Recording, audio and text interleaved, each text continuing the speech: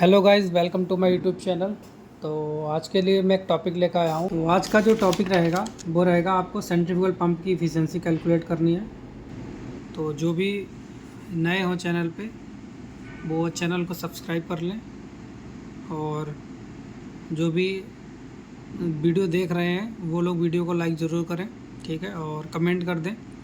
Centrifugal से ये हमारी कैलकुलेशन की मैं पहली वीडियो बना रहा हूँ। इसके बाद में और भी कई सारी वीडियो मैं सेंट्रीफ्यूगल पंप से लेकर आऊँगा, और उसमें आपकी कैलकुलेशंस भी होंगी, कुछ थ्योरीज भी होगी और कुछ पॉइंट भी होंगे जो इंटरव्यू से रिलेटेड आप रिलेट करते हैं, ठीक है। और पंप का सिलेक्शन किस हिसाब से करेंगे वो भी वीडियो में लाऊंगा। तो नोटिफिकेशन ऑन कर लीजिए जिससे मैं वीडियो डालूं और आप तक तुरंत ही पहुंच जाए, ठीक है। तो देखिए, क्वेश्चन स्टार्ट करता हूं, ठीक है। तो क्वेश्चन क्या कह रहा है कि हमने अज्यूम किया कि मोटर की इनपुट पावर हमें गिवन है 20 किलोवाट, ठीक है, और मोटर की इफिशियंसी हमें गिवन है 92.5%, ठीक है। ये हमें गिवन है, ठीक है। आप एक काम कीजिएगा, आप अपने यहाँ पे जहाँ पर भी सेंट्रीफ्यूगल पंप लगा हुआ हो वहाँ पर प्लेट पे देखिएगा कि उसकी कितनी पावर है, ठीक है। उसको आप किलोवाट में कन्वर्ट कर लीजिए और उस मोटर की इफिशियंसी देख लेना कि कितनी है, ठीक है। तो उस पर कितना मेंशन है। इसके बाद में देखिए, ये हमें गिवन है। अब हम निकालेंगे पंप की शाफ्ट पावर।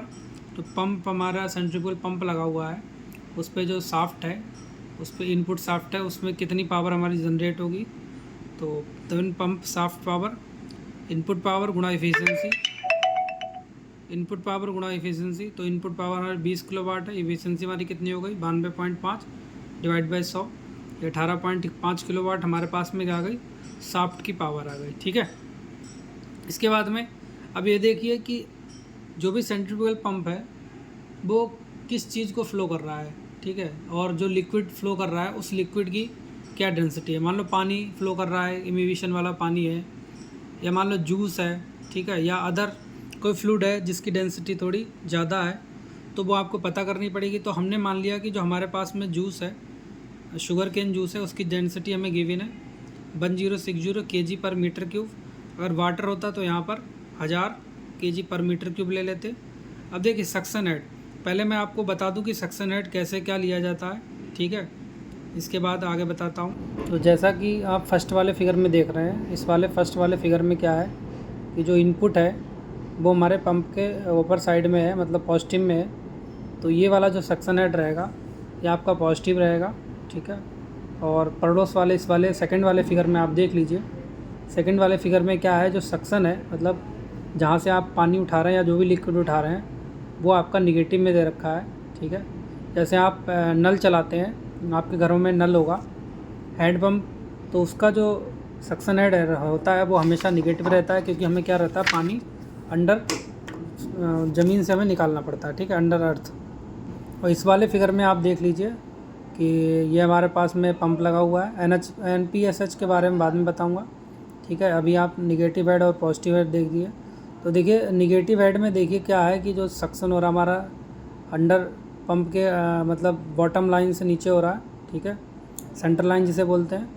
और जो पॉजिटिव हेड है मतलब पंप को जो है कि ऑलरेडी अवेलेबल है जो भी फ्लूइड उसे डिलीवर करना है, तो इसके लिए उसको ज़्यादा मेहनत नहीं करनी पड़ेगी क्योंकि खींचना नहीं है। तो आपने देखा होगा कि सक्शन हेड कैसे लिया जाता है। तो हमने ज़ीरो ले लिया in case of storage tank. Storage tank में मतलब क्या है, मैंने बता चुका है कि मान लो ये स्टोरेज टैंक है, ठीक है, और हमने पंप क्या यहीं पे लगा रखा है, ठीक है। तो ये वाला जो सक्शन हेड है बिल्कुल पास में, तो इसे हमने टेक जीरो ले लिया मान लो, ठीक है। इसके बाद में ये वाला, ये डिलीवरी हेड जो भी है, ठीक, डिलीवरी हेड या फिर आपका डिस्चार्ज हेड, ठीक है। तो हमने अब निगेटिव कब लेते हैं वो मैं भी आपको बता चुका हूँ, निगेटिव कब लेते हैं, ठीक है। तो देखिए डिस्चार्ज हेड कितना हो जाएगा, डिस्चार्ज हेड स्टैटिक हेड, ठीक है, ये हमने ले लिया मान लो 20 मीटर है। हमने ये एज्यूम किया हुआ डाटा है, आप अपने यहाँ देखिए कि एक्चुअल में कितना है, ठीक है। एज्यूम किए डाटा में कैलकुलेशन बट सही है, बट हाँ इफिशियंसी थोड़ी कम ज़्यादा आ सकती है, ठीक है। इसके बाद में हम क्या निकालेंगे, टोटल हेड। देखिए देन टोटल हेड का फार्मूला होता है discharge head minus suction head, ठीक है। अभी देखिए डिस्चार्ज हेड हमने कितना ले रखा है, 20 ले रखा है, सक्शन हेड हमारे पास में 0 है तो 0 कर दिया, तो 20 मीटर हमारे पास में टोटल डिस्चार्ज आ गया, ठीक। अब कंडीशन क्या है कि सक्शन हेड हमारे पास में मान लो गिवन है कि 10 मीटर, तो हमने सक्शन हेड को निगेटिव में ले लिया क्योंकि हमारा जो वाटर है वो नीचे है, ठीक है, और तो इसीलिए 10 मीटर ले लिया। तो टोटल हेड यहाँ इस कंडीशन में कितना हो जाएगा, सेम फार्मूला लगेगा, discharge head minus suction head. तो डिस्चार्ज हेड 20 है, माइनस और ब्रैकेट लगाएंगे -10, ये सक्शन हेड हो जाएगा। अब देखिए माइनस माइनस प्लस हो जाता है, तो हमारे पास 20 + 30 30 मीटर आ गया। ये हमारे पास में टोटल हेड सेकंड कंडीशन में, ठीक है, ये हमारी सेकंड कंडीशन हो गई, ठीक। अब देखिए, अब हमारे पास में मान लो जो भी फ्लूइड है उसमें कुछ फ्लो रेट होगा, किस फ्लो रेट से वो मान लो बॉइलिंग हाउस में जा रहा है, या मान लो बाहर कहीं रॉ वाटर ले लिया, वाटर को कहीं फ़्लो करा रहे हैं, तो वो हमें पता होना चाहिए कि कितना उसका फ़्लो रेट है। तो हमने यहाँ पर मान लिया जूस का फ़्लो रेट है हमारा 110 मीटर क्यूब बराबर ले रखा है, ठीक है। तो अब हम निकालेंगे जो पंप हमारा के पंप की हाइड्रोलिक पावर क्या है, ठीक है। तो फर्स्ट कंडीशन में देखिए, कंडीशन नंबर फर्स्ट, मतलब जब हमने डिलीवरी हेड 20 लिया हुआ तो कंडीशन नंबर फर्स्ट ले लिए, तो पंप हाइड्रोलिक पावर कितनी हो जाएगी, same flow rate into density, ये हम निकालते थे क्योंकि हमने मीटर क्यूब बराबर है, इसे हमने क्या मीटर क्यूब को काटना है, तो केजी पर मीटर क्यूब रहेगा, मीटर क्यूब से मीटर क्यूब काट देंगे तो केजी बराबर आ जाएगा, और गुना टोटल हेड हमारा मीटर में है, गुना जी हमारी ग्रेविटी फैक्टर है मीटर के 9.8 मीटर पर सेकेंड, और इसके बाद में हमारे पास में आ जाएगा 3600 गुना 1000। 3600 हमने आवर को सेकंड में कन्वर्ट किया क्योंकि इसकी वैल्यू मीटर पर सेकंड में, तो इसको भी मीटर पर सेकंड में निकालेंगे, ठीक है।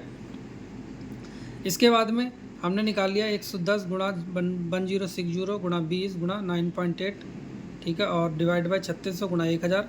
तो हमारे पास में जो हाइड्रोलिक पावर आ गई वो 6.34 आई, ठीक है। इसका मतलब ये देख सकते हैं आप कि हमारे पास में जो साफ्ट की पावर है वो 18.5 किलोवाट है, बट हमारे पास में जो हाइड्रोलिक पावर आ रही है वो हमारे पास में 6.36 है। इसका मतलब इस मोटर की इफ़िशेंसी कम निकलेगी क्योंकि हेड हमारा कम डिस्टेंस पे है, ठीक है। इस मोटर की इफ़िशेंसी कम हो गई, कम निकलेगी, अभी दिखाता हूँ मैं आपको।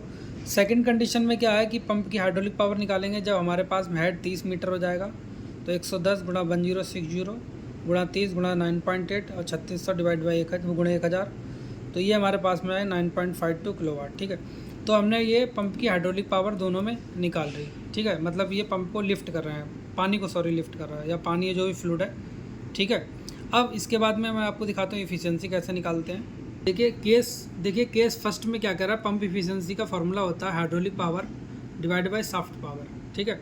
तो हाइड्रोलिक पावर हमारे पास 6.34 है, साफ्ट की पावर है 18.5 है, गुणा 100 करेंगे तो हमारे पास में आ जाएगा 34%, मतलब पंप की इफ़िशियंसी हमारी बहुत कम आई है, आधे से भी कम है, ठीक है।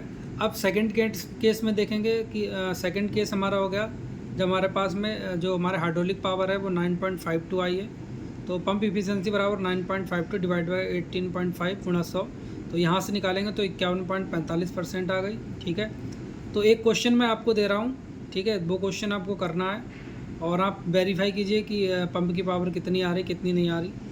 तो चैनल को सब्सक्राइब कर लें और वीडियो एक ज़रूर लाइक कर दें, ठीक है। आपका लाइक हमारे लिए इंपॉर्टेंट है और हमें पता भी लगता रहता है कि आप लोग वीडियो देख रहे हैं, अच्छे से पूरी वीडियो देख रहे हैं, ठीक है। तो क्वेश्चन आपके लिए ये है कि क्वेश्चन फॉर यू, आप क्या करेंगे, आप टेक सक्शन हेड ले लेंगे 20 मीटर, ठीक है। ये सक्शन हेड है 20 मीटर है, सक्शन मतलब माइनस में आ जाएगा, माइनस में ले लीजिए इसे, ठीक है। और हमारे पास डिस्चार्ज हेड ले लिया हमने 40 मीटर, ठीक है। तो इससे आप क्या करेंगे, इससे आप पंप की इफ़िशियंसी निकाल के देखिए और बताइए कितना पंप इफ़िशियंट है कितना नहीं। कमेंट में इसका आंसर आप लोग हमें दीजिएगा, ठीक है। मैं देखूंगा कि किस किस ने निकाल रखा है।